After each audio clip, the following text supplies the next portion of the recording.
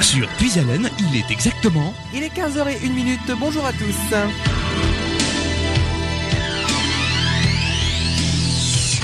Et vous nous écoutez sur le 92.5, le 99.1 et le 100.9 et également sur internet avec radiopuisalène.fr. Bonjour à tous et bienvenue dans le rendez-vous des associations. Et aujourd'hui, dans le cadre de ce rendez-vous, comme tous les vendredis de 15h à 17h, nous accueillons aujourd'hui la société de pêche de Bailly, puisque ça y est, la saison de pêche va reprendre dans quelques jours maintenant. Et nous accueillons dans les studios Monsieur Ben Michel, qui est le trésorier de l'association de la société de pêche de Bailly. Bonjour Monsieur Ben. Bonjour. Comment allez-vous? Je vais bien. Ça va bien, donc c'est le principal effectivement. En tout cas, merci d'être venu ici. C'est moi qui vous remercie de m'avoir accueilli. Donc, est-ce que vous pouvez nous présenter en quelques mots l'association donc de la société de pêche de Bailly? Oui, alors la société de pêche de Bailly fait partie de la Fédération doloise des pêcheurs, qui regroupe 65 sociétés pour à peu près 10 000 pêcheurs. D'accord. La société de Bailly, c'est une société très ancienne puisqu'elle date depuis 1904. Donc, c'est pas d'hier. Mmh. Et le bureau vient tout juste d'être renouvelé depuis le 1er janvier. Et le bureau a été élu maintenant jusqu'au 31 décembre 2020. Ah oui, donc là au moins, on est bien tranquille pour au moins déjà 4 ans déjà. 4 ans. Donc effectivement. Alors au niveau de la fédération, au niveau de l'Oise, parce que j'ai un petit guide quand même sous les yeux, il y a quand même beaucoup d'associations qui sont présentes. Est-ce que vous pouvez nous préciser un petit peu le nombre d'associations qui sont regroupées au niveau de la fédération? 65. Voilà, donc voilà, il y a 65 associations et là on accueille donc aujourd'hui l'association de Bailly qui est présent donc dans nos studios ici à Radio Puisalène. Alors je regarde un petit peu comment ça se répartit sur le département de l'Oise et je vois que ça se répartit quand même relativement partout. Hein. Principalement où il y a des cours d'eau.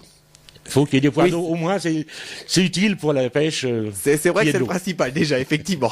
Il faut déjà qu'il y ait de l'eau à côté, c'est logique, effectivement. Mais c'est vrai que ça se répartit un petit peu partout. Hein. Il y en a du côté de Creil, du côté de Beauvais, Saint-Just, Bornel, Chantilly, Compiègne, Cuise-la-Motte, Étouilly, Saint-Just-en-Chaussée. C'est réparti sur tout le département. Et c'est vrai que ça se répartit vraiment sur tout le département. Et puis, ce qu'il faut préciser également, c'est qu'il y a certains pontons. Alors, on va quand même rappeler pour les auditeurs qu'est-ce qu'un ponton. Un ponton, c'est un espace aménagé spécialement pour les pêcheurs handicapés. C'est vrai que là, c'est quand même super de prévoir des secteurs, des pontons vraiment adaptés aux personnes à mobilité réduite, à personnes handicapées. Et c'est vrai que c'est vraiment très très bien. Alors moi je vois là sur le guide qu'il y a donc vraiment 4 secteurs précis. Alors après il y a dans la région on en a un, vous voyez le point 4 tout en haut à droite. Mm-hmm. Oui. Le point 4, il est là. Effectivement, c'est du côté de Noyon. Du côté de Noyon. Effectivement, il y a Babeuf, donc c'est Babeuf effectivement qui est adapté pour les personnes à mobilité réduite. Et puis il y a également des endroits où on peut pêcher à la carpe ou pêcher à la mouche. Est-ce que vous pouvez nous préciser un petit peu quelles sont les différences un petit peu entre la pêche à la carpe, notamment de nuit, ou la pêche à la mouche? Parce que c'est vrai que la pêche regroupe beaucoup de spécialités. Bon. La pêche à la carpe, elle se pratique avec ce qu'on appelle une station. Donc c'est aller chercher la carpe, mais c'est une pêche qui prend du temps. On ne va pas la pêche à la carpe pour une demi-heure ou pour une heure. On va à la pêche pour la carpe pour une journée, pour une nuit, parce que la carpe, faut attendre qu'elle vienne. Ah oui, c'est vrai. Il faut être très patient, effectivement. Alors par contre, la pêche à la mouche, c'est complètement différent, parce que là, il faut marcher le long des cours d'eau. Mmh. Donc et puis après on peut après il y a vraiment d'autres possibilités. Je vois même qu'il y a des écoles de pêche, c'est-à-dire que la pêche peut aller vraiment de tout âge. On peut commencer. Oui, tout à fait. Tout à l'heure quand on va évoquer les permis, il existe un permis pour les enfants de moins de 12 ans. Donc et là c'est bon, on en parlera tout à l'heure dans le but, mais l'objectif de la société de pêche de Bailly, c'est d'ouvrir une école de pêche. Et donc ça va permettre vraiment d'ouvrir au maximum, c'est-à-dire d'ouvrir des plus jeunes jusqu'aux plus anciens. Voilà. Donc c'est le plus important. Comme ça permet d'ouvrir vraiment à tout le monde. Voilà. Donc ça c'est vraiment très très bien.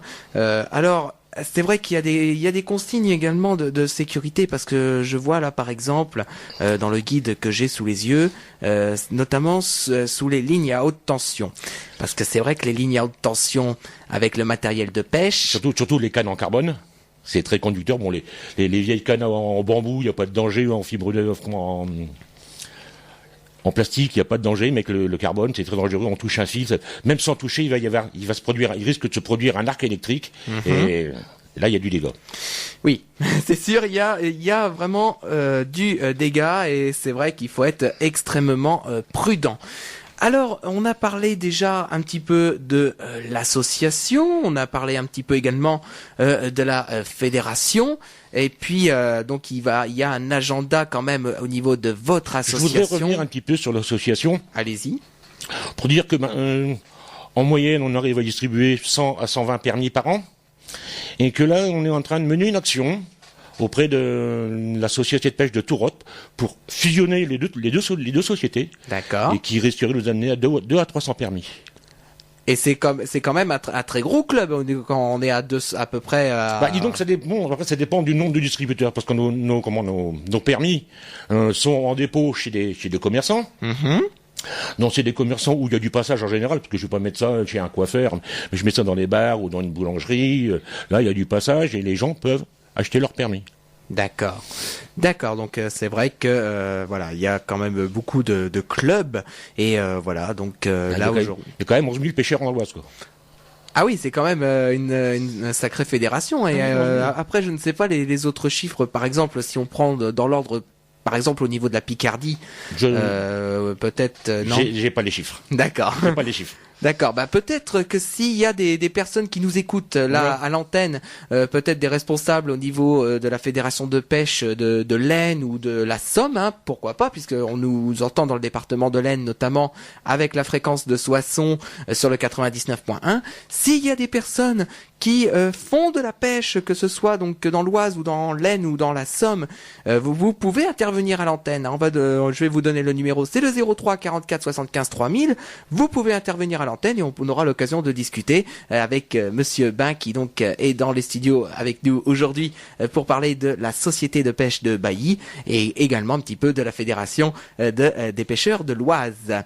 Alors peut-être vous avez autre chose à rajouter, puisque après on va faire une première pause musicale. Je crois que présenter l'association, c'est donner le nom du bureau. Du bureau, c'est pas utile, ça regarde personne, et puis c'est pas. D'accord. C'est pas que ça regarde personne. Bon, moi je suis trésorier, Warren Marès est le président, Anthony Palis vice-président et Priscilla Marès secrétaire.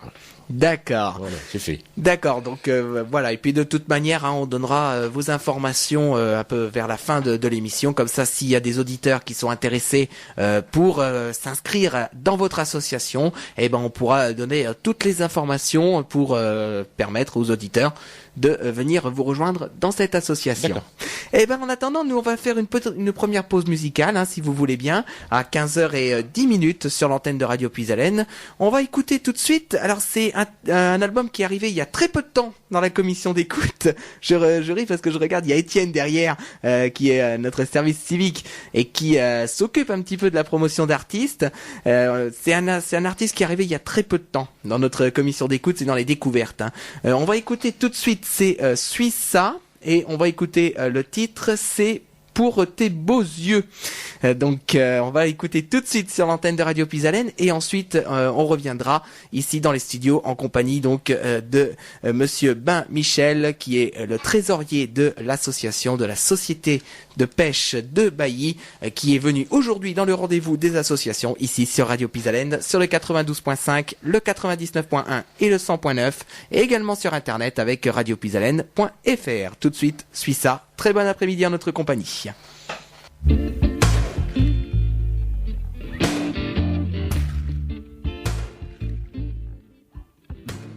Nous retrouvons tout de suite dans notre rendez-vous des associations monsieur Ben Michel qui est trésorier pour la société de pêche de Bailly.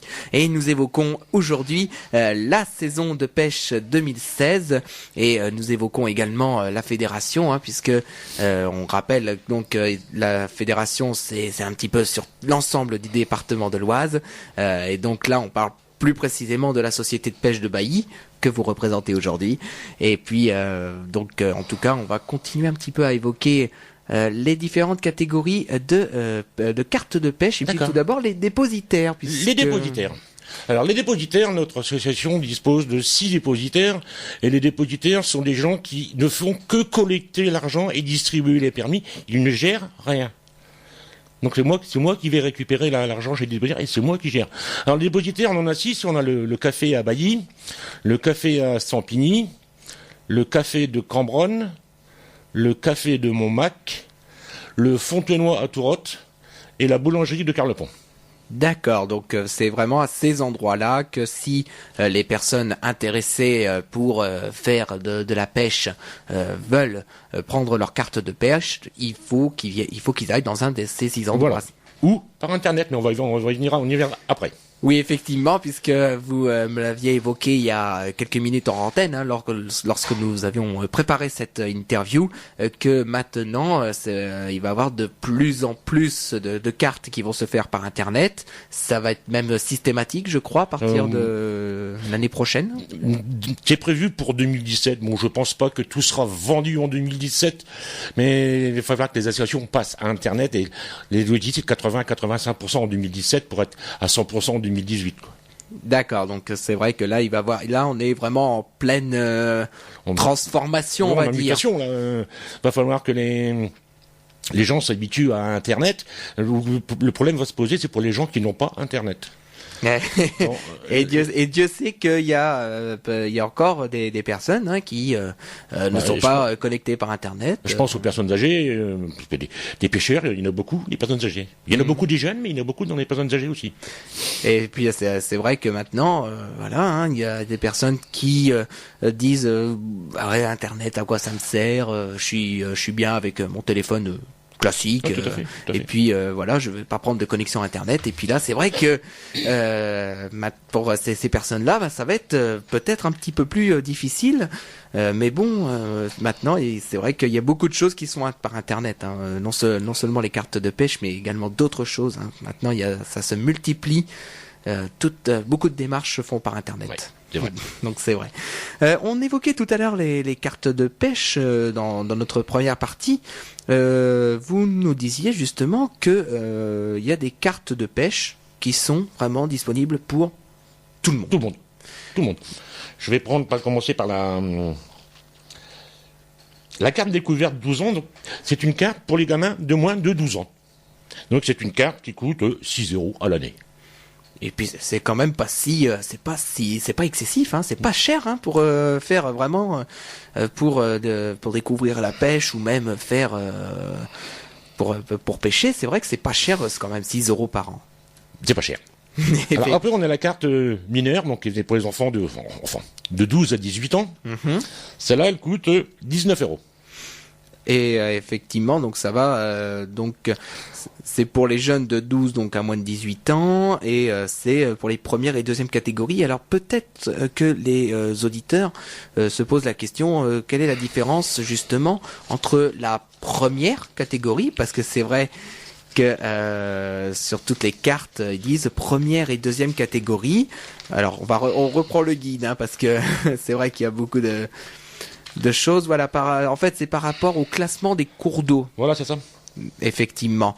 Hein, les premières catégories, c'est plutôt dans ce qu'on dit dans le domaine privé, c'est-à-dire... La première catégorie, elle est principalement peuplée de truites.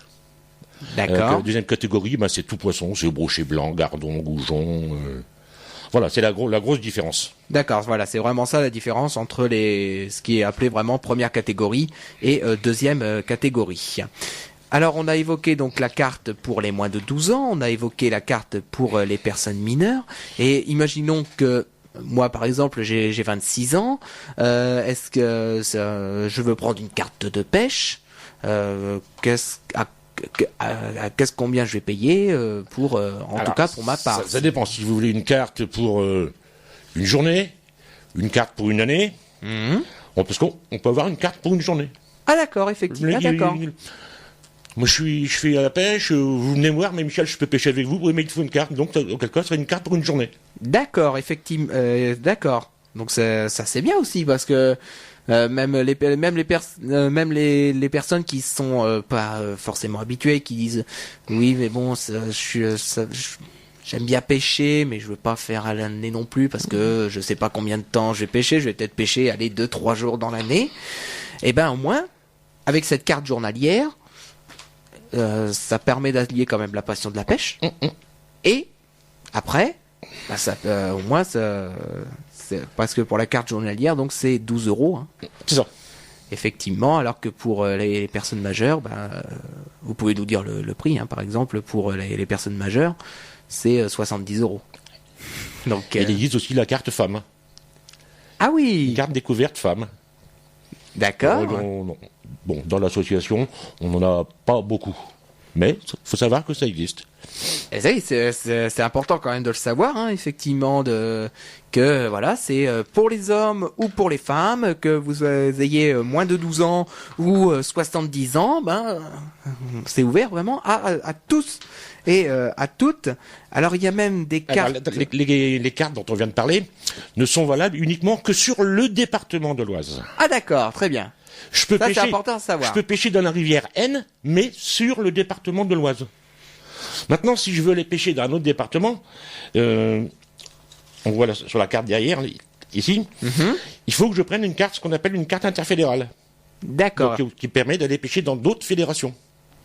D'accord, donc ça c'est vrai que c'est important à savoir aussi que pour les auditeurs qui nous écoutent et puis qui veulent pêcher un petit peu partout dans la région, il faut quand même prendre une carte un petit peu plus qui est un peu spécifique effectivement. Voilà. Alors, est-ce que vous pouvez nous expliquer, imaginons, moi je vais prendre une carte de pêche, qu'est-ce que je dois faire qu'est-ce que je dois faire comme démarche au niveau de la carte de pêche pour l'avoir? Aller chez un dépositaire. D'accord. Il faut posséder une carte d'identité halieutique. Bon, c'est une carte, c'est gratuit. Si vous en avez pas, le dépositaire va vous en faire une. Sur cette carte, il y a un numéro préimprimé, et ce numéro devra être porté sur la carte de pêche. D'accord. C'est tout simple. Donc c'est vraiment très simple et c'est simple, c'est pratique. En plus c'est pas très cher pour si on prend la carte journalière ou même la carte personne majeure pour l'année. Hein, c'est quand même que 70 €. C'est pas non plus très très cher et au moins ça permet d'aller sur les différents terrains de pêche et puis de pratiquer sa passion effectivement de la pêche. Alors on parlait des dépositaires, mais c'est vrai que maintenant il y a quand même un autre moyen de faire sa carte de pêche par internet aussi. Donc c'est à peu près la même procédure également, hein, je pense. Non, parce que là, il faut passer carrément sur internet. Là, il faut cliquer sur le lien cartedepêche.fr. D'accord. Après, en suivant les étapes, on va choisir sa carte de pêche. On peut prendre une carte hebdomadaire, on peut prendre toutes sortes de cartes. Et ensuite, il faut choisir son AAPPMA, Association agréée pour la pêche et la protection du milieu aquatique. D'accord. Je pense qu'on dit société de pêche, mais le vrai titre c'est AAPPMA. Et là, choisir son AAPPMA en choisissant la PPMA des deux tracis Bailly Saint-Léger. D'accord. Ensuite, faut renseigner le numéro de carte bleue. Voilà. Et oui, il faut toujours renseigner effectivement le numéro pour payer quand même. Voilà. Effectivement. Mais c'est tout simple. Il y a qu'à suivre les démarches. C'est bien expliqué, c'est pas compliqué du tout. J'ai réussi à le faire. Bon, alors, c'est que ça ne doit pas être compliqué. Oui, donc c'est vrai, effectivement. Alors, il y a une question quand même qui peut se poser. Donc, j'achète une carte de pêche, mais concrètement, à quoi va servir cette carte de pêche? Alors, cette carte de pêche, elle sert à entretenir les cours d'eau. Elle sert à ramener de l'argent dans la société de pêche. Et elle sert à ramener de l'argent à la Fédération de l'Oise de pêche. En gros. D'accord. D'accord, et ça permet après de faire des actions effectivement, comme je lis là actuellement dans le guide, de réaliser des travaux d'entretien, de restauration, de protection des écosystèmes aquatiques, d'animation, de surveillance et d'éducation à l'environnement. Voilà. Donc c'est quand même très important. En revanche, il y a une chose que je regrette beaucoup et j'arrête pas de me battre avec aussi bien la fédération que la direction des finances, c'est que chaque association est obligée de payer une location de berge. Et le gros défaut, c'est que les berges sont pas entretenues et elles sont complètement inaccessibles. Alors, je suis en bagarre permanente en tant que trésorier, en tant qu'Ompixou, et là, ça me désole beaucoup. Effectivement. Et je vois qu'on parle un moment de ce qui s'appelle la réciprocité. La réciprocité, c'est bien. Qu'est-ce que c'est? Eh ben, la réciprocité, c'est de permettre à des gens, on va prendre un exemple concret, la société de bailli possède un étang privé. Donc, il n'y a que ses adhérents qui peuvent pêcher. D'accord. Quelqu'un qui aura pris une carte réciprocitaire, il pourra venir pêcher dans l'étang. Il faut mettre l'étang en réciprocité. C'est pour permettre à d'autres gens de venir pêcher dedans. Voilà. D'accord. Donc cela, si par exemple, je prends même un autre exemple, si par exemple j'adhère à la société de pêche de Jolzy, par exemple, puisque on va parler dans le secteur, et que je prends cette réciprocité, je pourrais pêcher dans l'étang de Bailly. Voilà. D'accord. Donc voilà, au moins ça permet de bien permettre aux auditeurs de comprendre un petit peu comment ça fonctionne au niveau de la carte de pêche et puis au niveau de cette réciprocité. Et puis je vois aussi qu'il y a une réciprocité départementale, c'est marqué un petit peu plus bas en disant tout pêcheur possédant une carte du département peut pêcher sans supplément sur des lots suivants, par exemple sur la rivière Aisne et l'Oise, C'est ce que je disais tout à l'heure, quoi. Peut pêcher dans le département de l'Oise. D'accord. Et ça, voilà, si ça passe dans le département de l'Aisne, là il faudra prendre une carte dans le département de l'Aisne, par exemple. Interfédérale pour les pêches dans l'Aisne. D'accord. Si je veux les pêcher dans le département de l'Aisne, je veux les pêcher à Chauny, il me faut une carte interfédérale. D'accord, très bien. Donc voilà, au moins on donne un petit peu toutes les informations pour la carte de pêche. Alors ce que je vous propose, c'est que nous allons faire une deuxième petite pause musicale, puisque ensuite nous allons parler de la réglementation, parce qu'il y a quand même des règles très précises au niveau de la pêche. Il y a des dates d'ouverture, il y a des dates de fermeture, et puis il y a même des tailles précises. Tailles à respecter. Au niveau de la pêche. Donc on va en parler dans quelques minutes. On va faire une petite pause musicale, juste le temps pour nos amis auditeurs que si jamais vous souhaitez intervenir à l'antenne pour poser toutes vos questions à Monsieur Bain qui est présent dans les studios aujourd'hui ici à Radio Puisalène, vous pouvez appeler au 03 44 75 3000. Le standard de Radio Puisalène est à votre disposition pour poser toutes vos questions ou peut-être donner votre témoignage si vous êtes pêcheur et puis que vous désirez partager l'amour de la pêche avec nous, et n'hésitez pas à le faire, nous répondrons avec plaisir. Pour l'heure, on va écouter tout de suite Arès & Co. C'est extrait de l'album N'être sûr de rien, que je vous avais fait découvrir d'ailleurs hier dans l'émission de Puisalène Découverte. On va écouter tout de suite Regarde la Terre. Très bon après-midi sur Puisalène, il est 15h30. Vous êtes dans le rendez-vous des associations en compagnie de Nicolas et avec Monsieur Michel qui représente la société de pêche de Bailly. À tout de suite.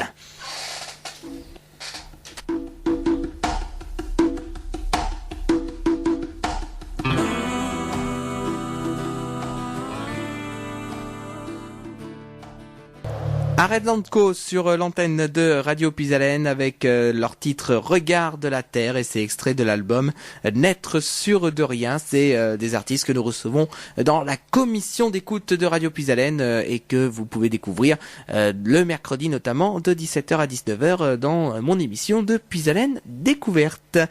Nous continuons notre rendez-vous des associations comme tous les vendredis d'ailleurs de 15h à 17h. On est dans la dernière partie de cette émission et je vous rappelle qu'aujourd'hui nous accueillons monsieur Michel qui représente l'association de la Société de pêche de Bailly qui donc présente un petit peu le début de cette saison puisque là on est en début de saison je suppose. Oui, on est au début d'année parce que la pêche, faut dire que la pêche au poisson blanc ne ferme pas de l'année. Donc bon, tout à l'heure on va parler de la réglementation, mais il y a des périodes de pêche, mais si je veux les pêcher en rivière, je peux les pêcher en rivière toute l'année, il y a pas de période de fermeture. D'accord. Pour certains poissons. Le brochet va fermer là le fin janvier pour ouvrir fin mai. Mais autrement, il n'y a pas de problème. D'accord. Alors justement, on va faire le point un petit peu sur la réglementation parce que en fait, il y a, comme vous venez de le préciser il y a quelques instants, il est vrai qu'il y a des périodes quand même assez précises au niveau de la pêche. Il y a certains poissons, on peut les pêcher n'importe quand. Mais il y a des dates quand même très précises pour certaines catégories. Et pourquoi on ferme la pêche ? C'est pour permettre aux poissons de se reproduire, tout simplement. Des périodes de reproduction. Effectivement. Donc, alors on parlait un petit peu donc de la période d'ouverture et quand on est dans les premières catégories, donc les premières catégories, on rappelle que c'est surtout les dans le domaine privé. Il y a des dates assez précises. Ah oui, donc par exemple, je prends de la truite, l'ongre ou le saumon de fontaine, c'est du 12 mars au 18 septembre. L'ongre commun, c'est du 21 mai au 18 septembre. Le grenouille, c'est du 15 mai au 18 septembre. Et l'anguille jaune, c'est du 12 mars au 15 juillet. D'accord. Et puis, il y a également des tailles minimales à respecter. Ah oui, oui. Donc, puisque si c'est en dessous de ces tailles... On doit les remettre à l'eau. C'est obligatoire. C'est obligatoire. Vraiment, obligatoire. Effectivement, il y a vraiment une taille précise. Pardon. Sinon, c'est considéré comme braconnage. D'accord. Donc après, effectivement, on risque.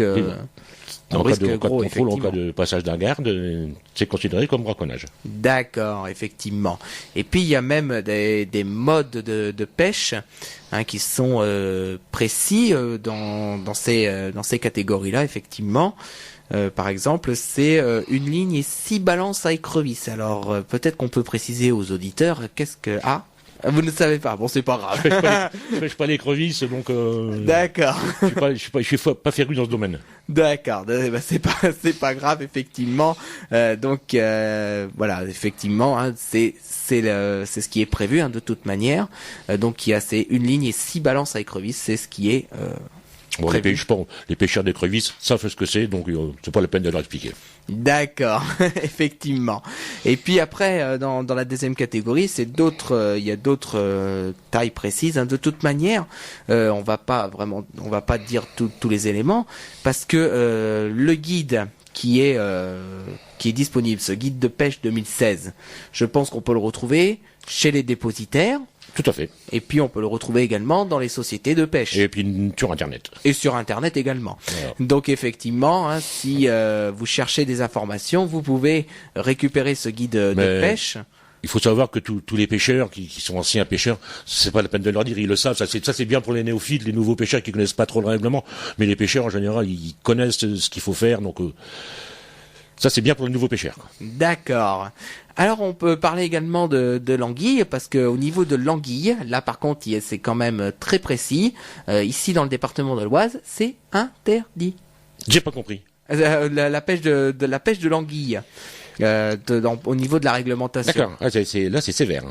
Là c'est vraiment interdite. C'est ce qui est précisé. C'est l'anguille argentée, parce qu'il faut savoir qu'il y a deux sortes d'anguilles. Il y a l'anguille argentée et l'anguille jaune. L'anguille argentée, elle est complètement interdite. Et on sait les raisons, c'est parce qu'il y a peut-être plus assez d'anguilles. Je pense qu'il y en a plus assez. Ça a tellement enrichi les Japonais avec les civelles qu'il y en a plus en France. Ah d'accord, effectivement. Et puis même l'anguille de nuit justement est également interdite dans le département de l'Oise. C'est vrai. Il y a quelques années, on pouvait encore pêcher l'anguille avec 4 cannes. Après, c'est descendu à 2 cannes. Après, c'est descendu à 1 canne. Puis maintenant, c'est fini, plus de pêche l'anguille. D'accord. Alors, imaginons que moi je suis pêcheur, je vois d'autres pêcheurs qui font de la pêche, hein. Je m'occupe moi de mes propres lignes, il n'y a pas de problème là-dessus. Et moi je constate qu'il y a du braconnage. Parce que les tailles des poissons sont trop petits ou ils respectent pas la réglementation.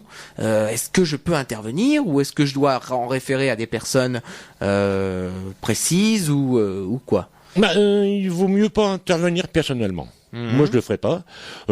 J'appelle la gendarmerie ou j'appelle le numéro du garde privé, mais personnellement, j'interviendrai pas moi-même. D'accord, d'accord. Donc, mais après, il faut en référer. Puis il faut être sûr de son coup, parce qu'il ne faut pas non plus faire la délation. Alors, dans ces cas-là, moi, je prends pas de risque. D'accord, effectivement. Donc, dans ce cas-là, on prend pas de risque et on n'intervient pas. On n'intervient pas et on réfère aux personnes qui sont compétentes là-dessus. Alors, on continue, on développe un petit peu et on voit que il y a des nouvelles priorités qui sont développées actuellement.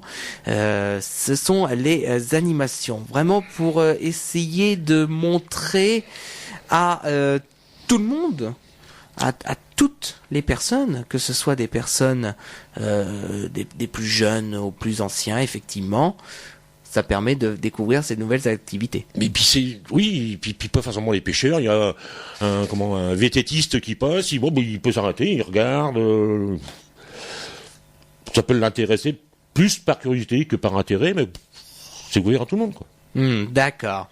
D'accord, effectivement. Donc là, on parle de l'atelier pêche nature, notamment, qui a lieu pas très loin d'ici, puisque c'est à l'étang de Paimpray. C'est ça. Et puis il y a également à Mouilly, Montataire et Verberie. Exactement. Donc voilà. Après, il demande, on prend un peu plus d'informations auprès de la fédération. Donc voilà.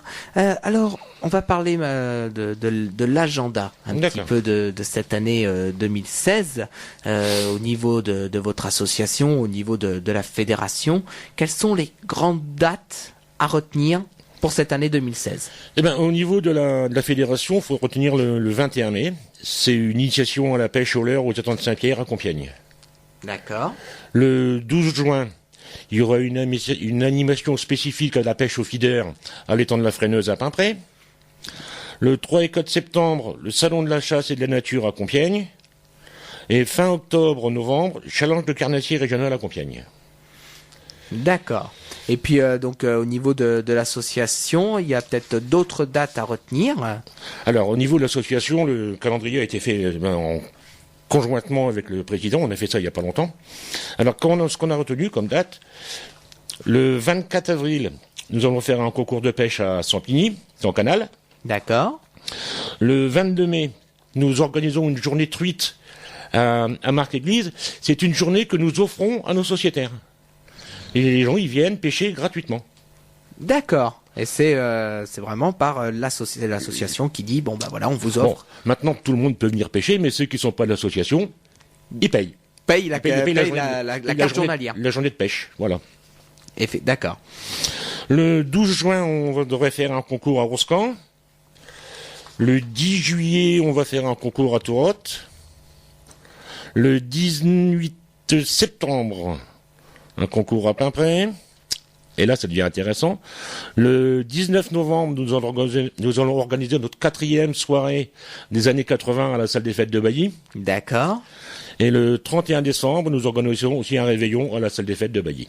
D'accord, donc avec peut-être beaucoup de monde qui participe à ces deux manifestations, que ce soit la soirée des années 80 ou le réveillon. Les années 80, en général, ça se passe très bien, quoi. Et par exemple, l'année dernière, en 2015, il y avait combien de personnes sur cette manifestation? En 2015, on était 115 personnes. L'année d'avant, il y a eu 124. D'accord. L'année d'avant, 110. Parce qu'il faut savoir qu'on fait un repas ce jour-là. Cette année, on avait fait une choucroute. L'année prochaine, je sais pas encore. Enfin, cette année, en 2016, on sait pas encore. Oui, c'est vrai qu'on a encore un petit peu de temps pour s'organiser. On a des vagues orientations, mais on n'est pas sûr encore. Il y a encore plusieurs possibilités qu'il faut qu'on voit avec le traiteur. C'est vrai que là, il y a encore un petit peu de temps aussi, parce qu'on est encore début d'année, donc c'est vrai que voilà. On a non, mais là, je vais avoir quand même 2 manifestations à faire coup sur coup. Le 19 novembre et puis le 31 décembre, ça va être... Et c'est vrai que c'est un petit peu comme nous ici à Radio Puisalène, parce que quand on fait beaucoup de manifestations à la suite, c'est vrai que ça représente un travail énorme. Là, prochainement d'ailleurs au mois de mars, on va avoir donc 2 manifestations, l'un à la suite de l'autre, c'est-à-dire qu'on a le salon de l'agriculture le 4 mars et ensuite le 5 mars, on a Holiday on Ice. Donc les 2 sorties vont s'enchaîner, donc c'est vrai que ça fait beaucoup de boulot. Mais bon, quand on aime ça, Ah oui, bien sûr. c'est le principal. C'est le principal. Alors, pour finir cette interview, peut-être donner à nos amis auditeurs des renseignements sur le club, c'est-à-dire sur la société de pêche. C'est-à-dire que si les auditeurs veulent vous contacter, comment ils peuvent faire? Ils peuvent me retrouver sur une page Facebook.